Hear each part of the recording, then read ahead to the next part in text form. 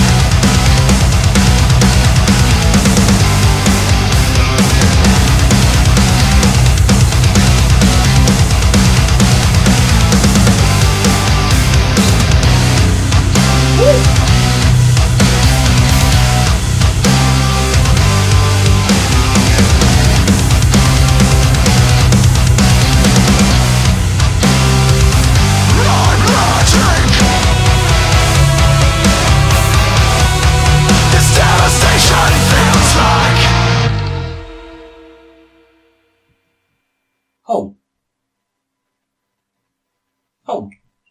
Home. Home. Home. This devastation feels like home. Home. Why didn't he say it? The song was over. That was very good. Yeah.